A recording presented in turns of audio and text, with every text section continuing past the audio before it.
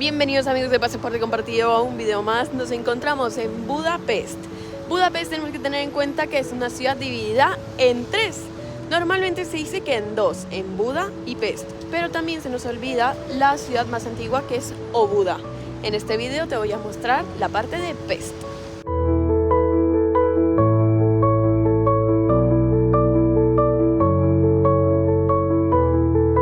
Nos encontramos en la entrada del barrio judío con la Gran Sinagoga. Es la segunda sinagoga más grande del mundo después de la de Jerusalén. Esta sinagoga fue construida entre 1848 y 1859 por el arquitecto Luban von Vermeer, este de aquí.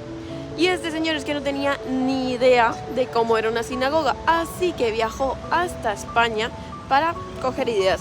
Lo que pasó es que ya en España Al-Ándalus había terminado y empezó a coger cachitos de diferentes culturas, no solo la judía, sino también la musulmana. Y eso hace que esta sinagoga sea una mezcla de un montón de cosas. La Gran Sinagoga es de lo más turístico de Budapest, pero también es la atracción más cara. Cuesta entrar unos 33 euros por persona. Otra cosa interesante de la sinagoga es que tiene un órgano, instrumento cristiano únicamente tocado por músicos cristianos, y está ahí dentro, porque la religión judía no concibe música con orar.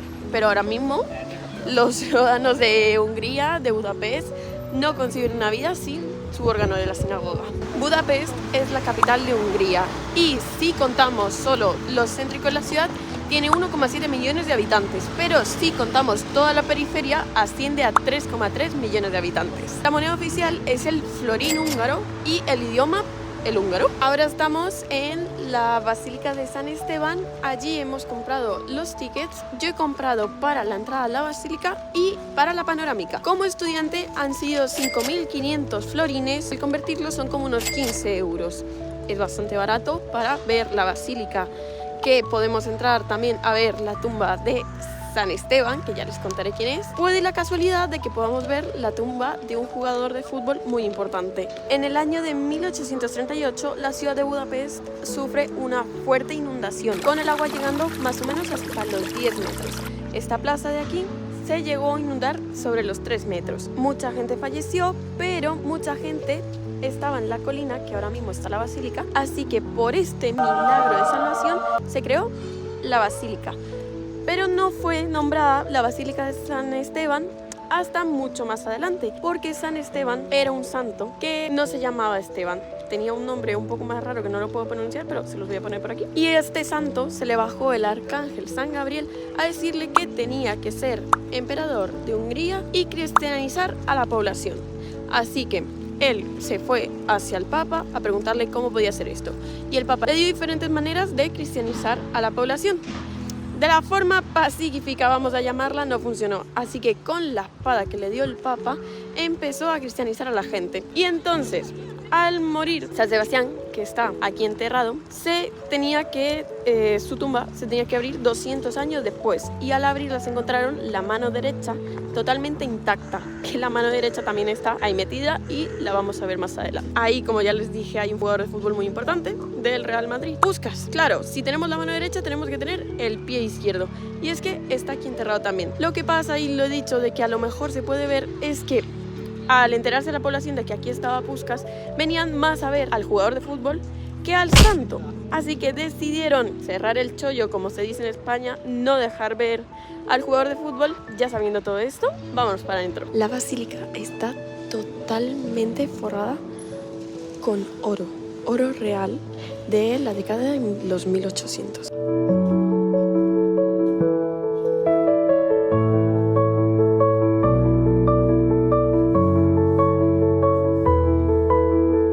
Ahí dentro podemos ver la mano del rey Esteban en perfecto estado.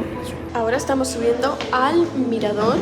Tenemos que pasar otra vez el ticket de la entrada y hacernos una escalera de caracol. A mitad de la escalera, a mitad del gym, nos encontramos con el tesoro de la catedral. Aquí podemos ver un plano a escala de lo que es la basílica. No es catedral, perdón, es una basílica. Y unas cuantas cositas más. Aquí podemos encontrarnos las túnicas, las ropas de los sacerdotes.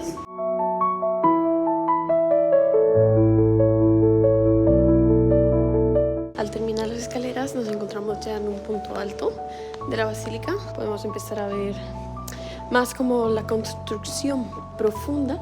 Y aquí tenemos dos opciones: o ascensor o escaleras.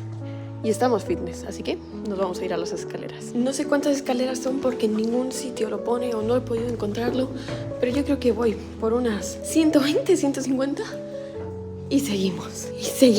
Creo haber escuchado que eran como 360 escaleras, pero más adelante lo confirmaré en el video. Bueno, ya estamos listos para entrar al mirador, pero me pareció curioso que desde aquí vemos cómo es la cúpula por fuera. Salimos y estas son nuestras vistas.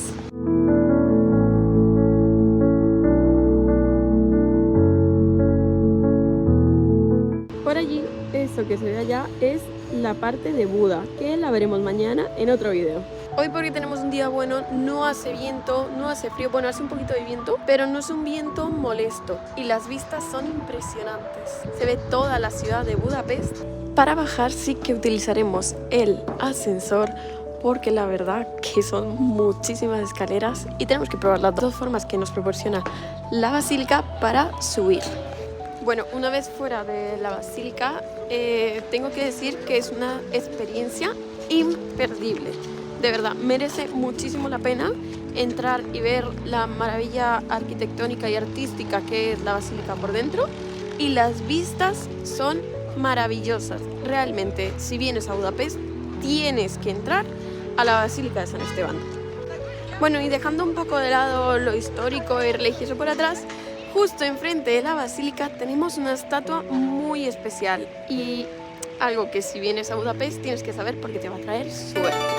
Y es que nos vamos a encontrar con la estatua de Carlos, un policía que hace mucho tiempo estaba custodiando el paso de una calle.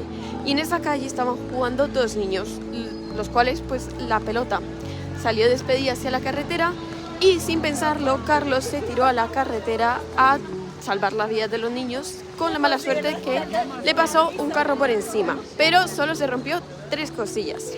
Mucho más adelante murió de forma natural y el ayuntamiento quisieron hacerle un homenaje poniéndole una estatua que dice que si le frotas la barriga, el bigote y la nariz tienes cosas. Si le frotas la barriga tienes un abdomen plano. Si le frotas la nariz vas a hacer ejercicio en pareja. Y si le frotas el bigote es que vas a volver pronto a Budapest. Viajero de Budapest es que las entradas a cualquier cosa, sean los balnearios, museos, la basílica, está mucho más barato en taquilla en vez de online, lo cual es contradictorio porque siempre hemos entendido que online es más barato. Pues no, aquí en Budapest es al revés, siempre en taquilla es más barato. Antes de seguir con nuestro paseo tenemos que ponernos en contexto histórico moderno. Nos referimos a la Segunda Guerra Mundial, porque aquí en Hungría de primeras no estaba en ningún bando hasta que llegó Hitler y les dijo como o se unen a mí o los invadimos. Así que a Hungría no le quedó otro remedio que unírseles.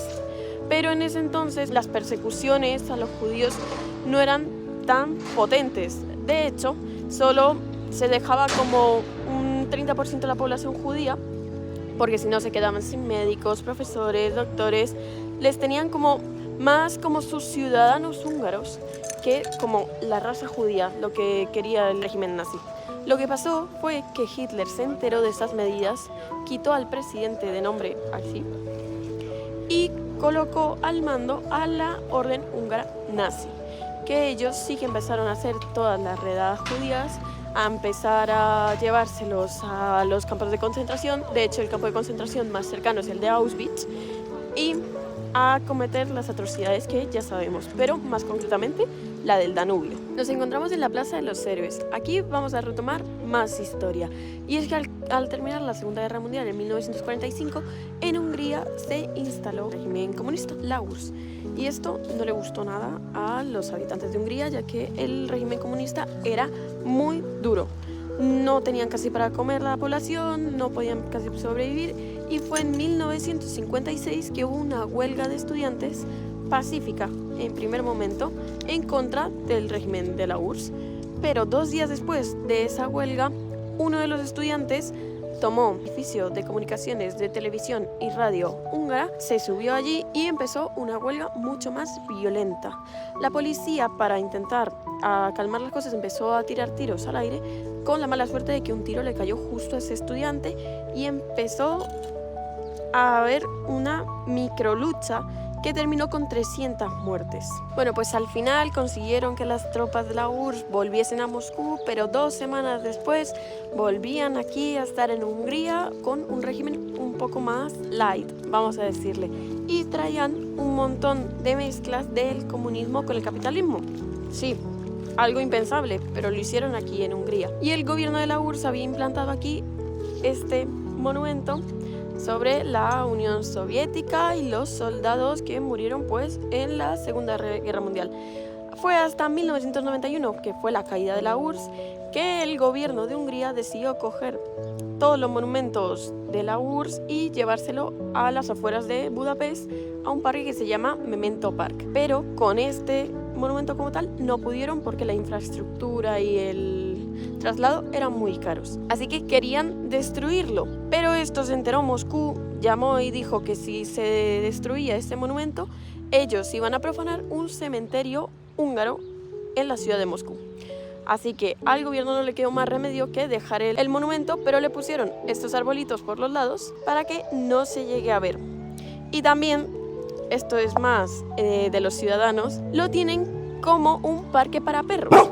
De normal, de hecho yo ya he visto 2 o 3 perros que les dejan sueltos, entran ahí y hacen sus necesidades porque no quieren nada que tenga que ver con la URSS. En la Plaza de la Libertad también se encuentra el monumento más controversial de toda Hungría y es el monumento que creó el gobierno de Orbán para las víctimas de la Segunda Guerra Mundial.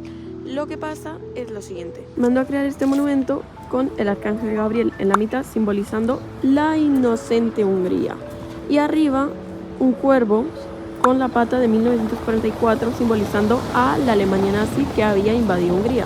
Lo que pasa, como ya les comenté, Hungría fue activa hacia el bando de la Alemania nazi, haciendo muchas deportaciones del pueblo judío, teniendo hasta 600.000 víctimas en Hungría del pueblo judío. Entonces, este monumento, que fue abierto el 20 de julio de 2014, es una forma de tapar toda la historia, de intentar simbolizar que Hungría no quería y fue inocente y fue la Alemania nazi la que invadió, quitándole su carga responsable en los hechos de la Segunda Guerra Mundial. Por eso, la ciudadanía húngara hizo un contramonumento con fotografías, objetos, todo está puesto en alambre de púas para simbolizar pues cómo llevaban al pueblo judío amarrados con púas.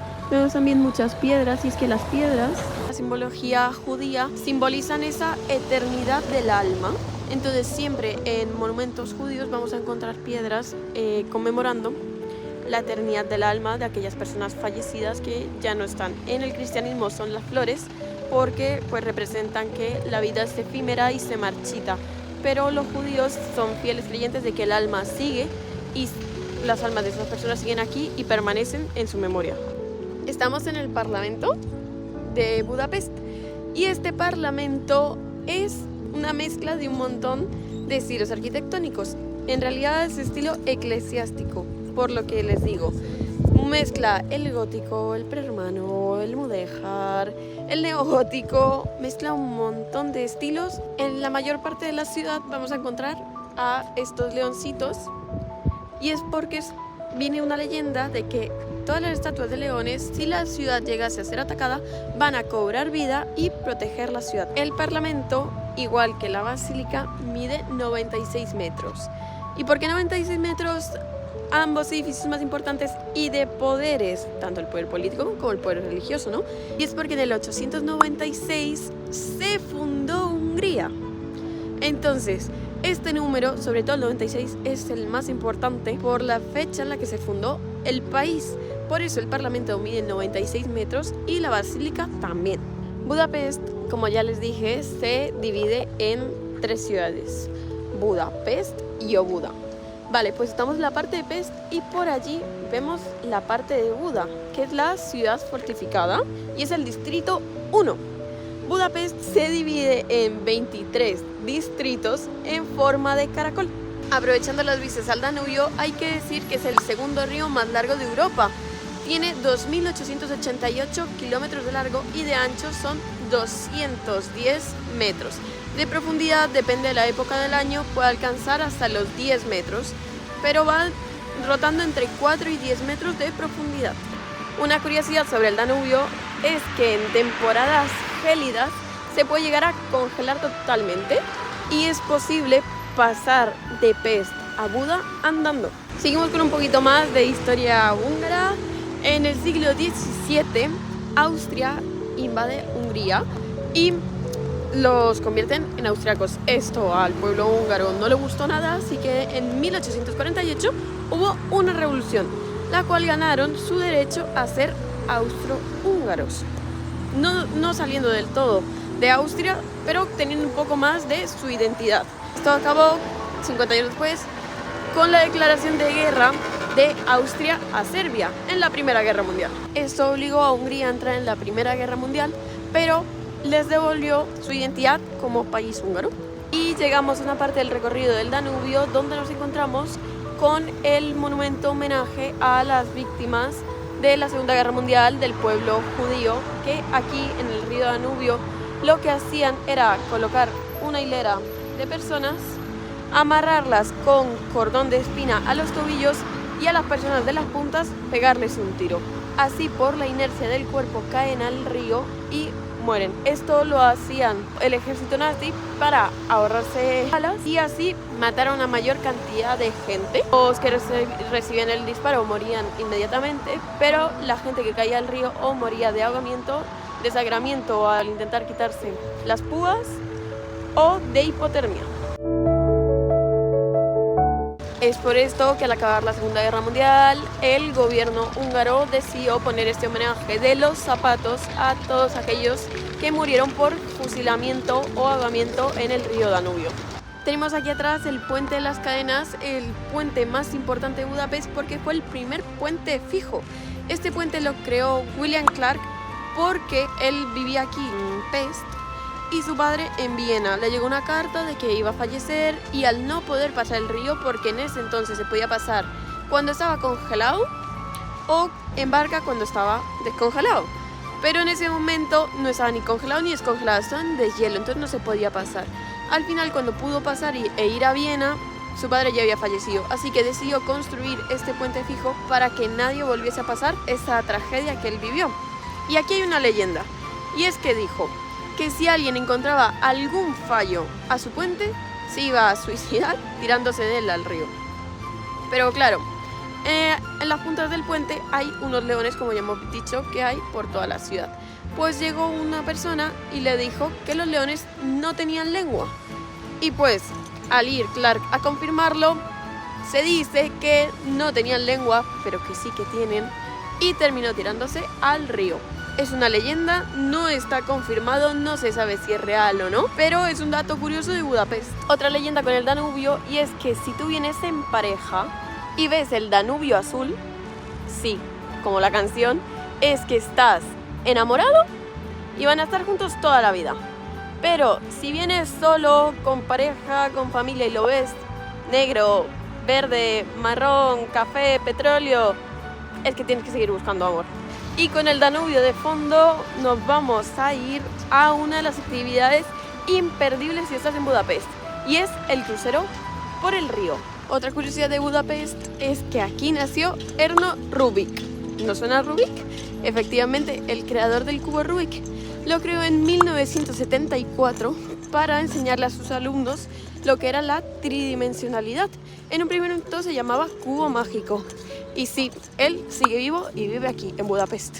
Nos encontramos ya en la fila para entrar al barco. Yo reservé con esta empresa por la aplicación de Get Your Guide.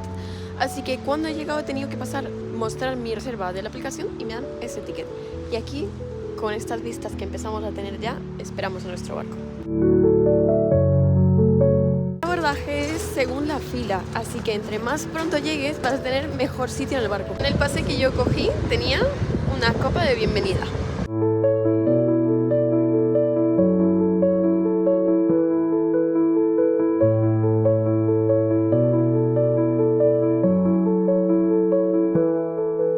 El viaje dura aproximadamente unos 50 minutos y la verdad que es muy bonito, merece muchísimo la pena ver Budapest desde el Danubio con todas las luces y es una experiencia que no te puedes perder. Hasta aquí sería la parte 1 de Budapest y ya sabes, donde nosotros vamos, tú vienes con nosotros.